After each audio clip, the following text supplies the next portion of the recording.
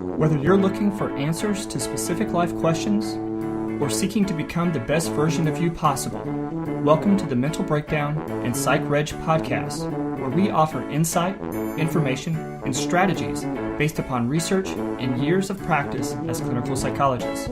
So sit back, have a listen, and get connected with our hosts, Dr. Berney Wilkinson and Dr. Richard Marshall. Welcome back. Richard, today we're going to talk about parenting styles a little bit. Again, it's not a topic that is new to us in any way.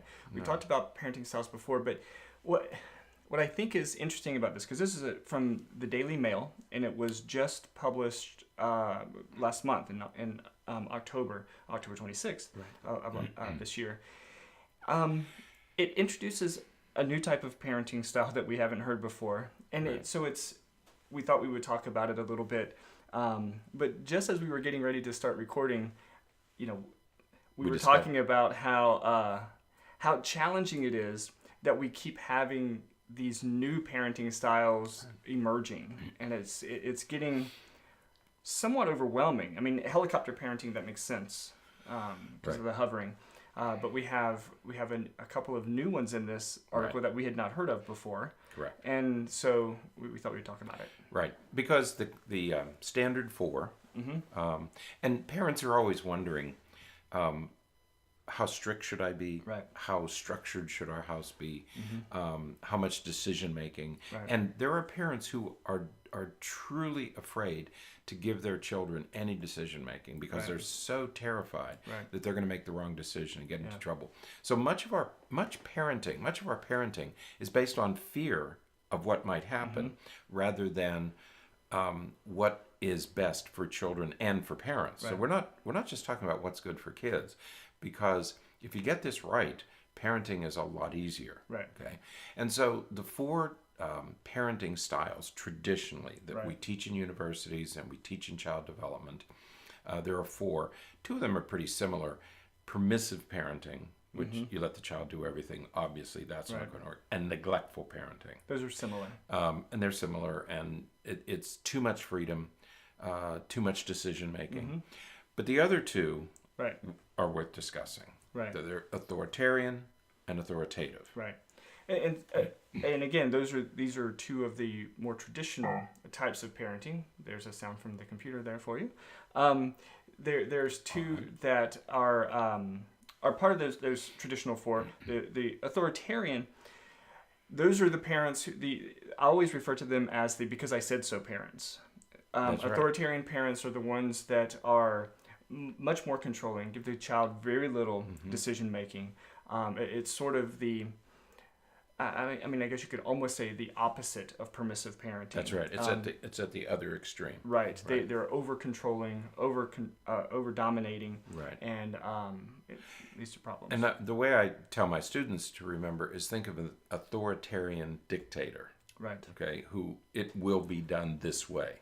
Okay. Right. And that's what the authoritarian parent does. It's we're going to do things my way. Period.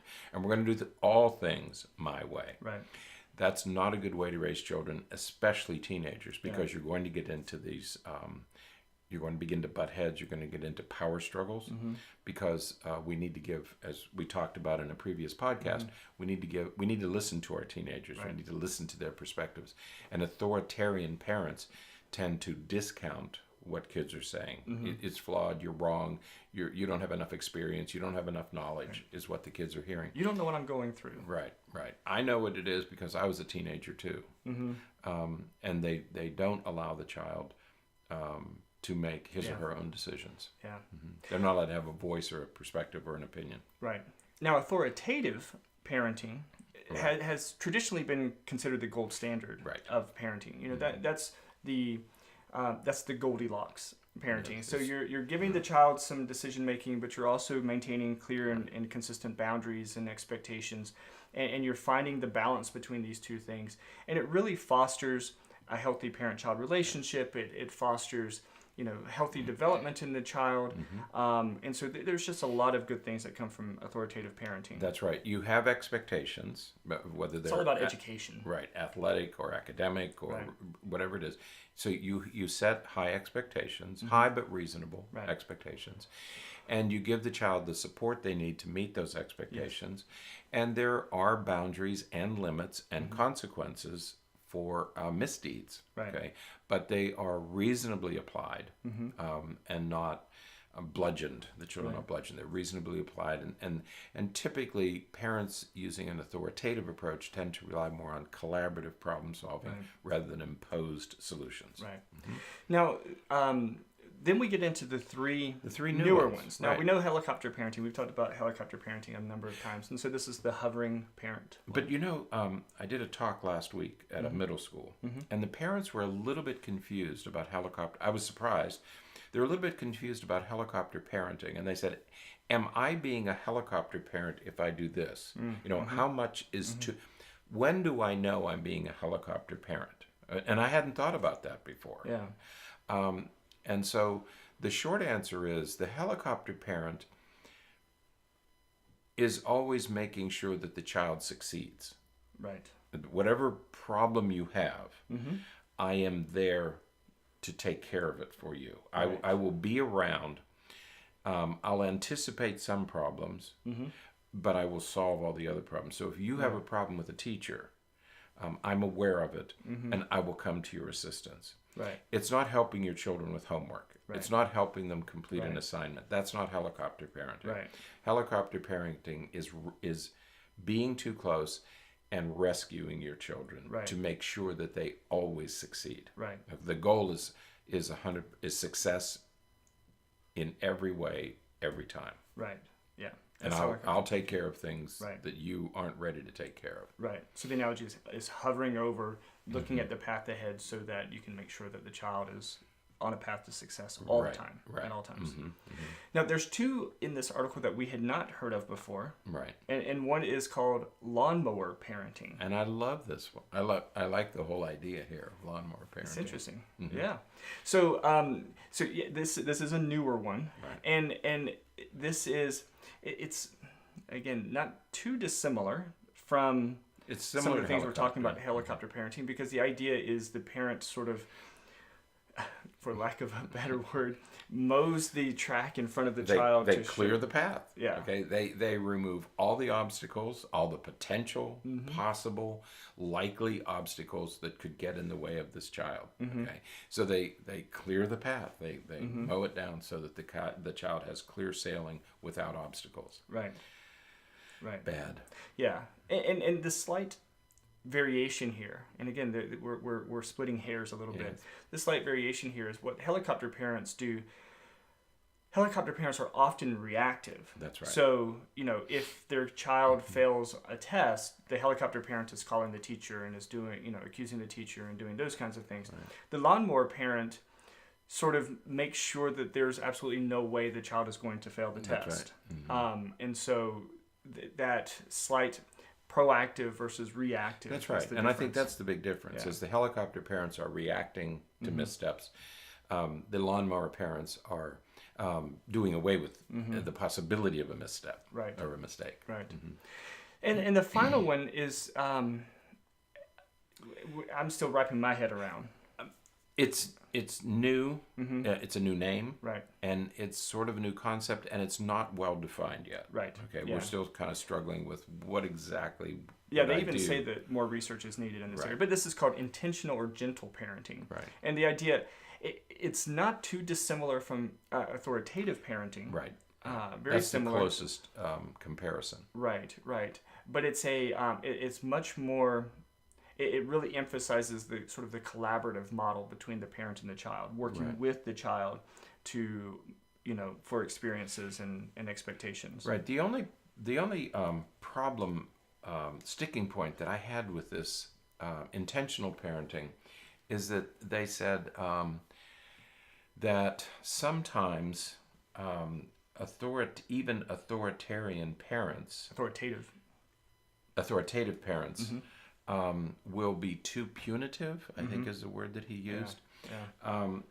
And that, I think, is a very subtle distinction, because you still have to have some sort of consequences. Right. You have to have some sort of, what do I do if my child does... I mean, the intent here with intentional parenting is to prevent problems. Right. But you're going to inevitably have disagreements. Right. Your child may decide to act independently and in a way that you don't approve of. What do you do then? And that's not clearly defined here in intentional parenting. Right. Yeah, there's still a lot more work to do there. Right.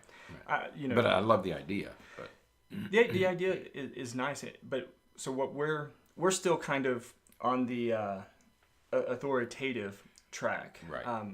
That consistently has been demonstrated to be the parenting style with the best outcome for the kids, because it allows the child opportunities to struggle and fail and learn from mistakes and work through problems with somebody who knows how to work through problems. So there's much more research in that area, and so we have to wait to see what happens with this. And one of the things we talk about in our talks on child development, especially adolescent development, is that by the time a child walks out of your house at 17 or 18 or 19, they should be able to handle their lives, whether they're in college or working. I mean, if somebody goes to work at 18, let's say that you go to work in a restaurant or something, you should be able to really be independent of your parents. I mean, you might go to them for advice, but you should be able to handle money, and you should be able to sign documents, and you should have some sense of, I can take care of my own problems. I think that's what parents have to be careful of, is that they don't deny their children the opportunity to learn how to solve those problems. And kids learn to solve those problems by making mistakes along the way, by encountering problems and making mistakes, failing, disappointments. Kids who get bullied, you have to help our children work through those things, because they're always going to encounter people who want to control them. Right. Okay. One of the mistakes I'm going to learn from is not to set reminders on my computer that might go off during the time that we're recording the podcast. Because your phone and your computer are synchronized. Yeah. So is that what those are? That's what those are. People trying to get in touch with you? No, they're just reminders for me to remember to do things. Yeah. I got stuff to do, man. So that's it for today. But you know what? Before we go, we mentioned this in our last podcast, but we're going to mention it here again. We are working on some new artwork for the podcast. We're working to take the podcast sort of to the next level.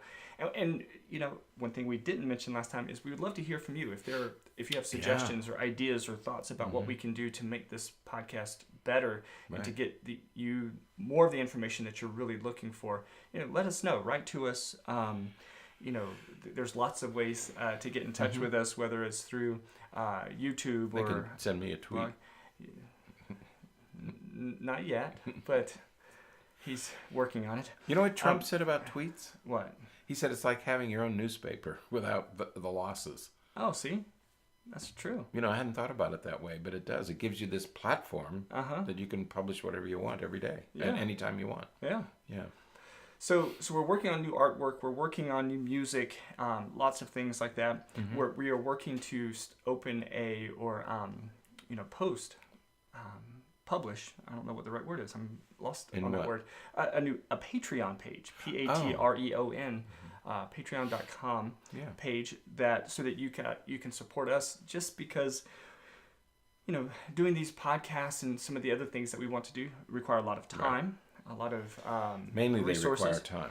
Yeah. And so we're hoping to get a little bit of support from those of you who listen and who find some of the things that we have to offer valuable, so that we can bring in somebody part-time, maybe even to kind of work on some of this stuff, to do the editing and to do some of the research and things that we're doing right now, in the wee hours of the morning and over the course of every weekend, just about. So, so keep an eye out for that. We will be posting information about all of that very soon, hopefully within the next week or so, and hopefully you'll enjoy it. Yeah, look for changes over the next 2 months. I think the next 2 months we're going to be making some of these changes, what I like to think of as improvements.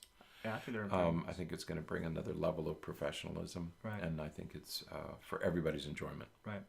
And if you listen to us on iTunes, we would be honored if you would write a review or just rate us on iTunes. That whole system makes no sense to me. It's an odd system now that I understand it a little bit better. Yeah. Write to us on iTunes. Go to iTunes and write a review. Write a review. Make a comment. Ask a question. Any way you can communicate via iTunes. And we have very specific reasons for asking you to do that. Yeah. And we'll explain it as we go along. It's nothing that you need to worry about. It's something for us but please, when you get on iTunes, go ahead and make a comment or rating. Because there are podcasts like higher in the list than us that haven't posted a podcast in like 7 years. 7 years, that's right. I don't understand. And they're listed higher. Their podcast comes up far sooner than our much. Yeah, if you go to iTunes and type in mental health, right, it'll be like the 4th or 5th one listed, so it's right there on the front screen. That's right. You have to scroll way down to find us, and they haven't posted anything in 7 years. So we're thinking, from what we understand, the algorithm suggests that with more reviews and more comments and things like that, we will kind of the only way that iTunes knows that somebody's listening or watching is by the comments, apparently, or the downloads. Right. But to raise in the ranks, you have to have that engagement. That's right. There has to be some interaction. Right. That's what we understand. It's a complicated system. It's their algorithm, and we really don't know, but we think that's what we need. So please take a few minutes and make a comment. That'd be fantastic. So my students, my children, family, friends and family. This is the friends and family plan. That's right. So let's see what happens. Yeah, there's a link in the show notes to the iTunes page, so just jump on there. And we want to get this up higher so that more people are listening and reacting. Yeah, it helps us. Absolutely. So until next time, stay happy, stay healthy, don't forget to be afraid.